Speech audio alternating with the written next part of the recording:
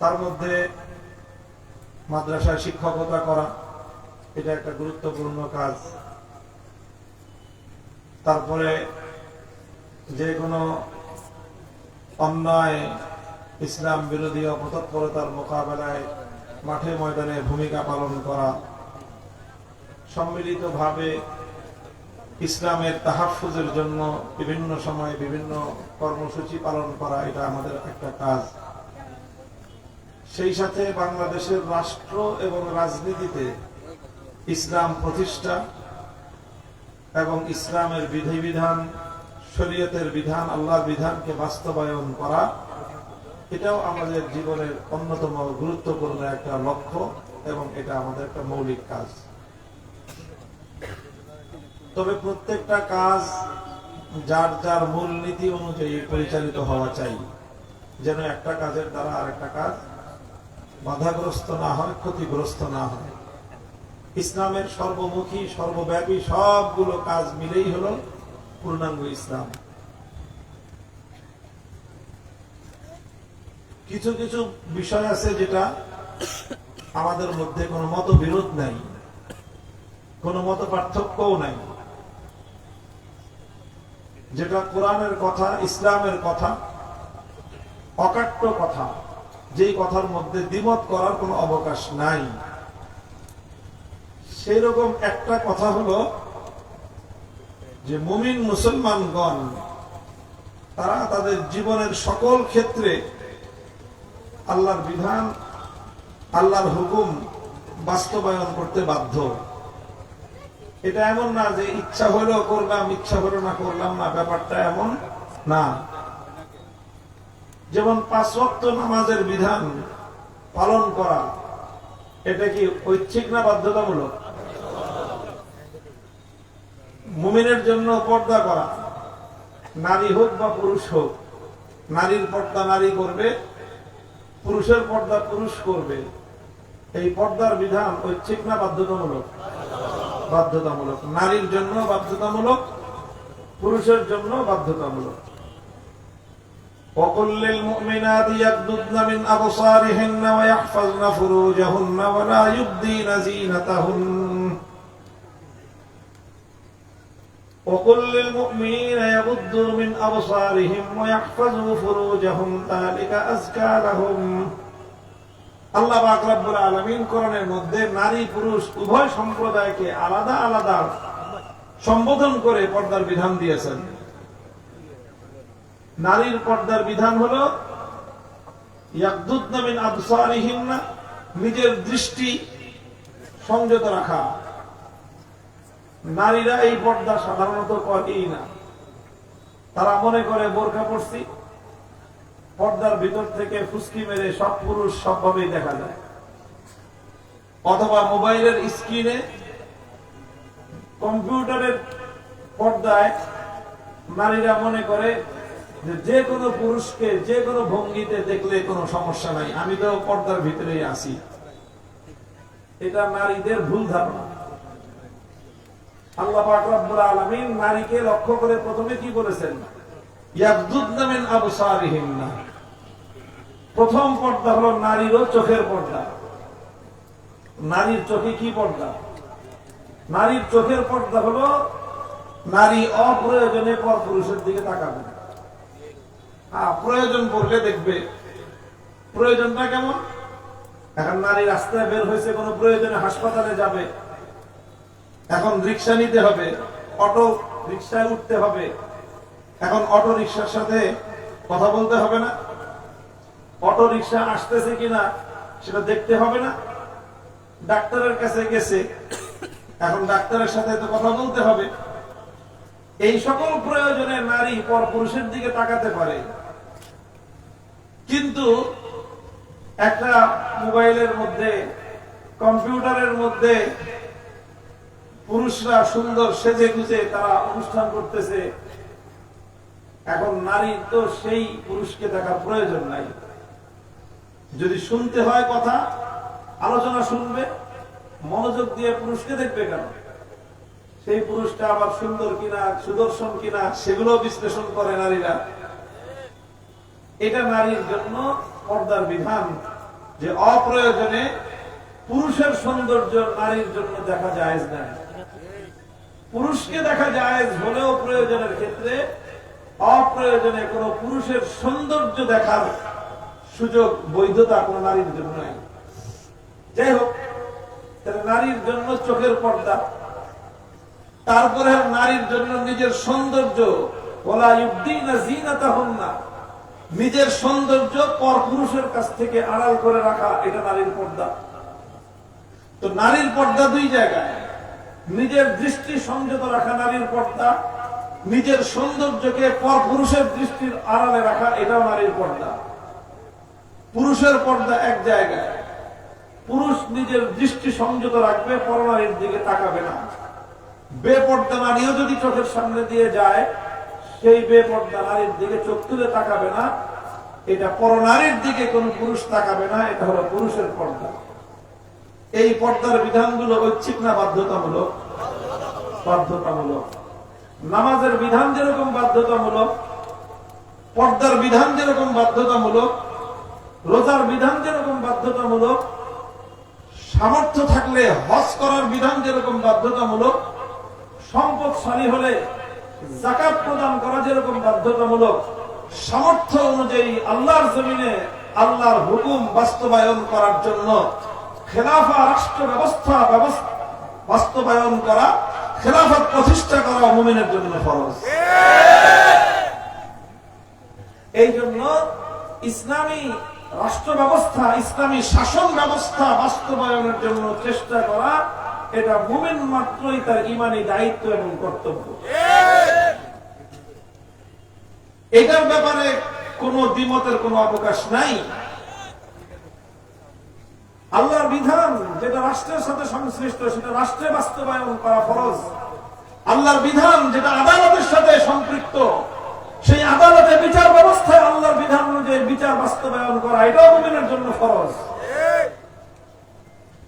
কাজেই ইসলামী রাষ্ট্র ব্যবস্থার চেষ্টা চালানো, ইসলামী হুকুমত প্রতিষ্ঠার চেষ্টা চালানো সকল মুমিনের জন্য বাধ্যতামূলক, এটা ঐচ্ছিক না। কাজেই যে কোনো নামে, আদর্শের নামে,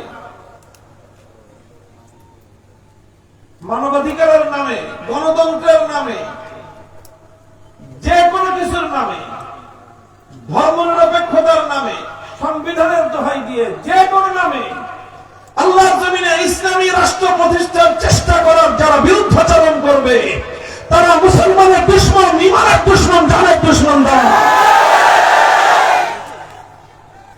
এই জাতীয় অভিমত যারা রাখে, এরকম দর্শন যারা পোষণ করে, এরকম রাজনৈতিক দর্শন যারা অনুসরণ করে, তাদের সঙ্গে কোন ঈমানদারের সম্পর্ক থাকতে পারে। আওয়ামী লীগের সাথে আমাদের প্রধান শত্রুতা এই জায়গায়, প্রধান শত্রুতা এই জায়গায়। রাগঢাকের কোন বিষয় না, কোন গোপন তথ্য না, ওপেন কথা। দেখেন, আমি এই আলোচনাটা করতেছি, পূর্ণ আলোচনায় মূল কথা, ওয়াজ মাহফিলের মঞ্চে দলীয় রাজনীতির কোন কথা বলাকে আমি সমর্থন করি না। এমনকি আমার দলের রাজনীতির কথাও আমি কোন ওয়াজ মাহফিলের মঞ্চে, ঐক্যবদ্ধ কোন মঞ্চে আমি আমার রাজনৈতিক দলীয় কোন কথা বলা পছন্দ করি না।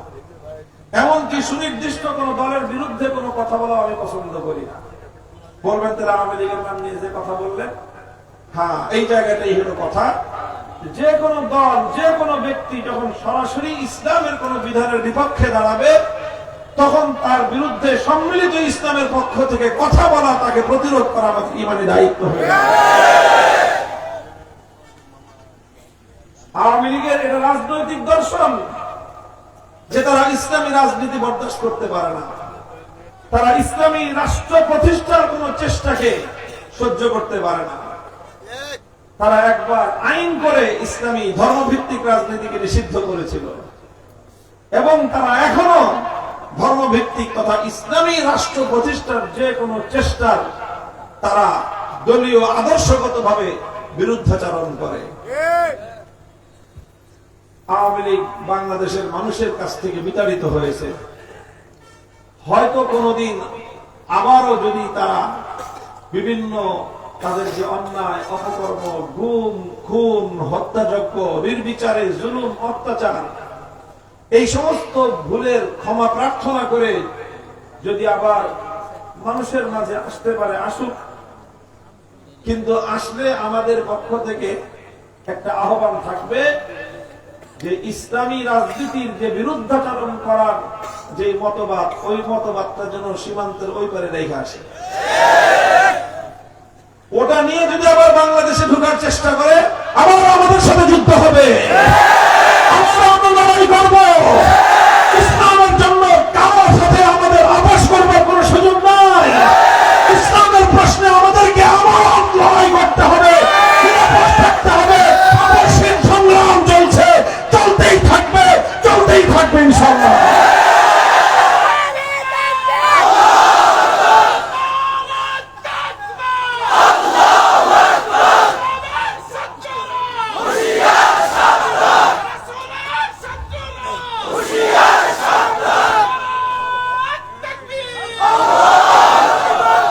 মুহতারাম হাজিরিন, একটা হলো সার্বজনীন কথা, ঐক্যবদ্ধ কথা।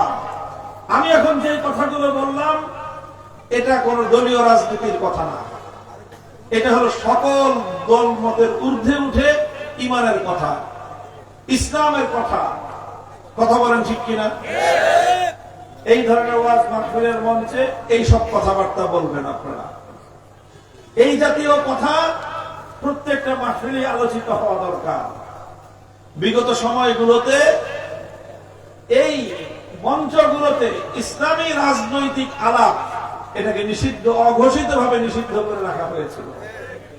অথচ রাজনৈতিক ব্যবস্থা এটা মানুষের জীবনের অত্যন্ত গুরুত্বপূর্ণ একটা অংশ। কোন রাজনৈতিক ব্যবস্থা ছাড়া কোন জীবন দর্শন পরিপূর্ণ হতে পারে না।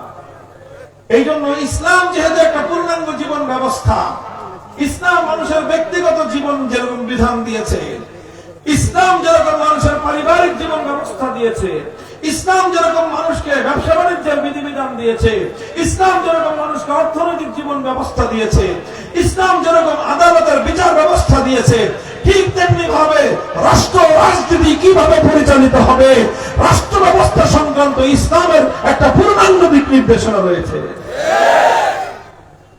সেই আলোচনা ওয়াজ মাহফিলের মঞ্চে হতেই হবে।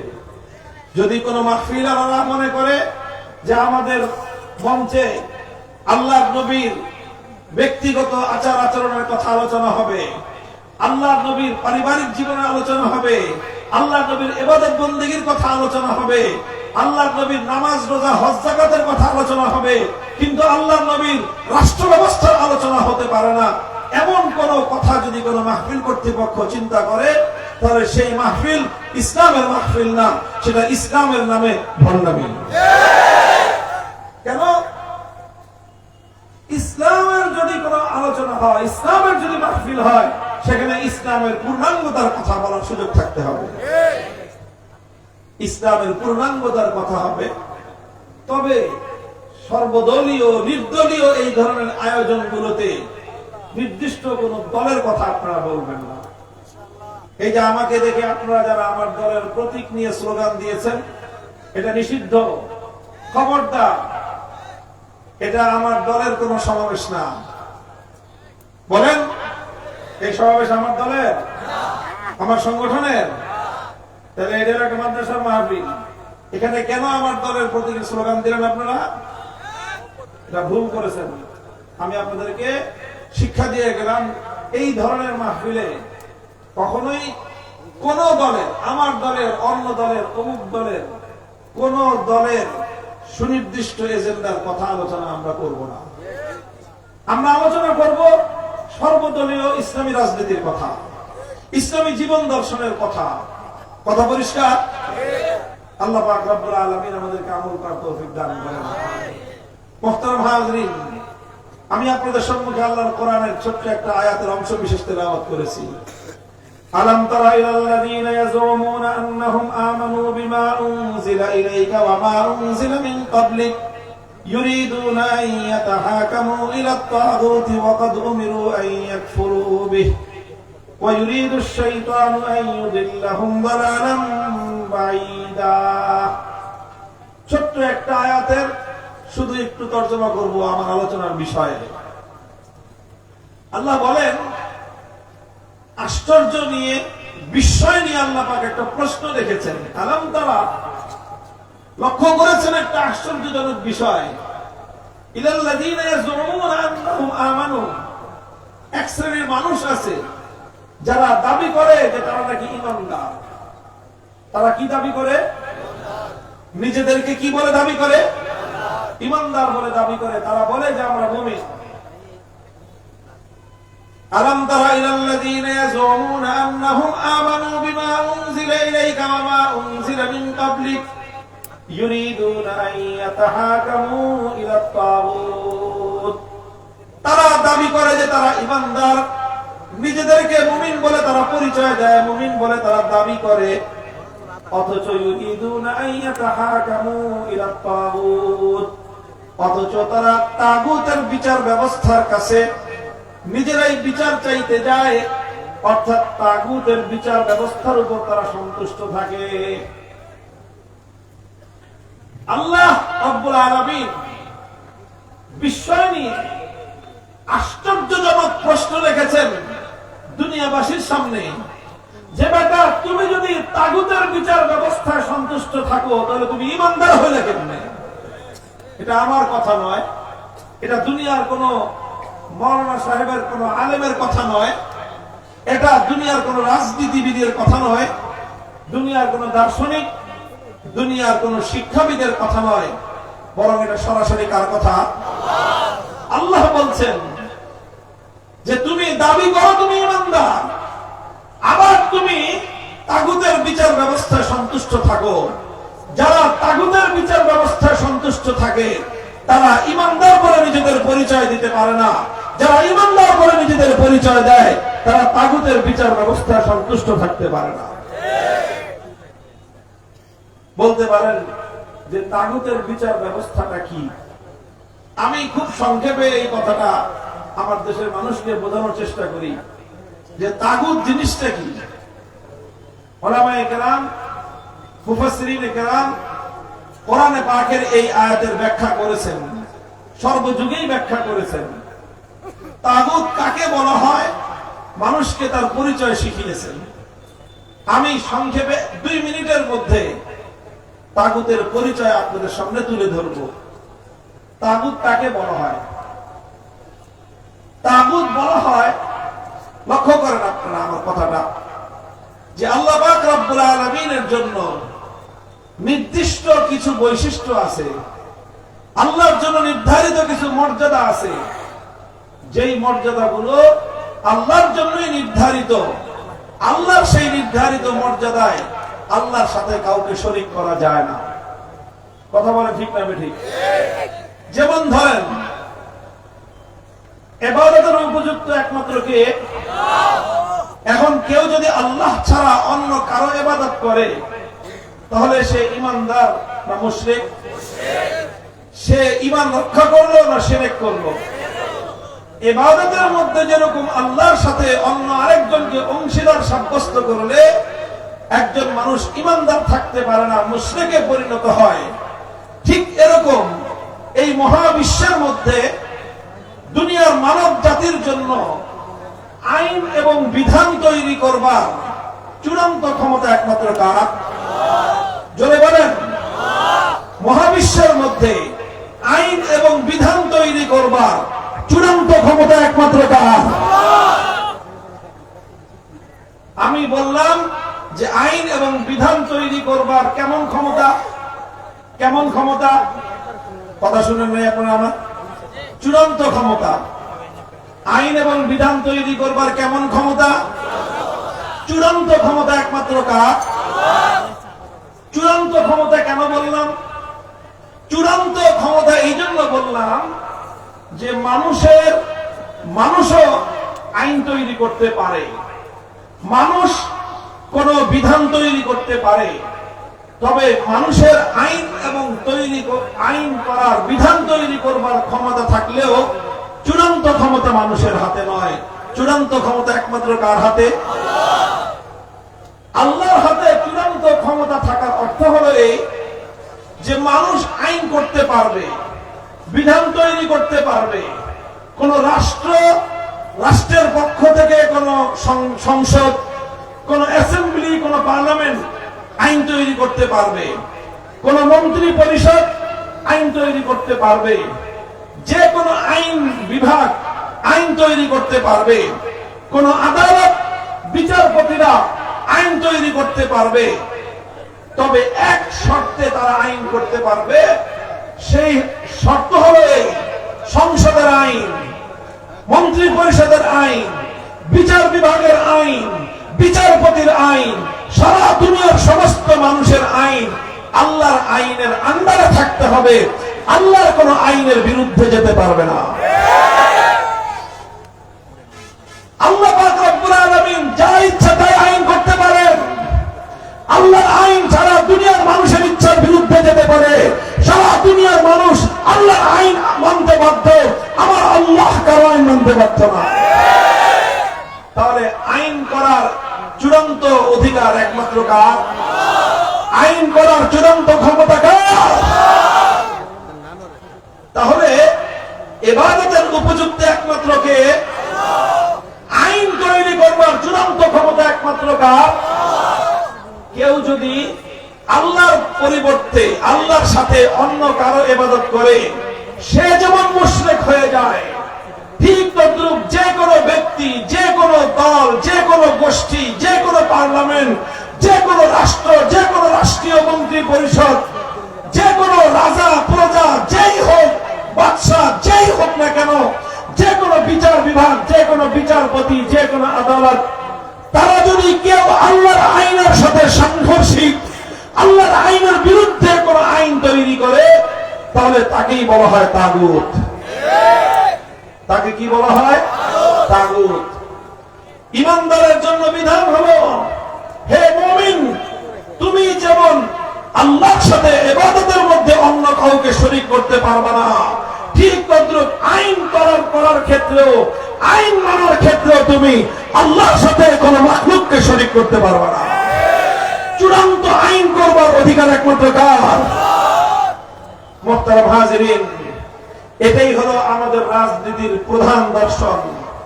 আমরা বিশ্বাস করি আলহামদুলিল্লাহ, সুম্মা আলহামদুলিল্লাহ, আল্লাহ যেরকম একমাত্র ইবাদতের উপযুক্ত, মহাবিশ্বের মধ্যে আর কারো ইবাদত চলতে পারে না, ঠিক তদ্রুপ চূড়ান্ত ভাবে আইন করার অধিকার একমাত্র আল্লাহ। আল্লাহর আইনের বিরুদ্ধে কেউ আইন করতে পারে না। যদি কেউ মনে করে যে না, আল্লাহর আইনের বিরুদ্ধে কারো আইন করার এখতিয়ার আছে, এই কথা যে বিশ্বাস করবে, সে নামাজি হতে পারে, হাজি হতে পারে, ইমানদার হতে পারে না। আলহামদুলিল্লাহ, আজ দুনিয়াতে নতুন এক পয়গাম আপনাদেরকে শোনাই, নতুন সকালের সূর্যোদয়ের পয়গাম আমি আপনাদেরকে শোনাই। ইনশাআল্লাহ দিন সামনে সমাগত, আল্লাহর জমিনে আল্লাহর আইনের বাইরে কোন আইন চলবে না। আল্লাহর কোরআনের আইনের বিরুদ্ধে কোন আইন করতে দেওয়া হবে না। অনেকে মনে করে যে আজকের একবিংশ শতাব্দীর এই সময়ে কোরআনের আইন, ইসলামী শরীয়তের আইন, এটা কি কার্যকর হতে পারে? এটার দ্বারা কি সমাজ এবং রাষ্ট্র চালানো সম্ভব? এটা অনেক মানুষ মনে করে।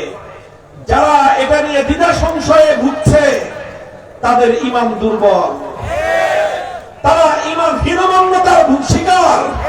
আমি ওই সমস্ত ঈমানদারদেরকে বলবো, যারা নিজেদেরকে মুমিন মুসলমান বলে পরিচয় দেয়, যারা আল্লাহর কোরআনকে বিশ্বাস করে, যারা ইসলামকে বিশ্বাস করে, যারা আখিরি পয়গম্বর নবী মুহাম্মদ আরবি সাল্লাল্লাহু আলাইহি ওয়াসাল্লামকে যারা বিশ্বাস করে, তাদেরকে কথাও বিশ্বাস করতে হবে কিয়ামত পর্যন্ত সকল জাতির জন্য, সকল ভূমির জন্য, সকল রাষ্ট্রের জন্য, সকল জনপদের জন্য আল্লাহর দেওয়া আইন, শরীয়তের আইনই সর্বোচ্চ এবং সর্বোত্তম। কোরআনের আইন ছাড়া পৃথিবীতে এত সুন্দর আইন আর কেউ রচনা করতে পারে নাই, কিয়ামত পর্যন্ত পারবে না।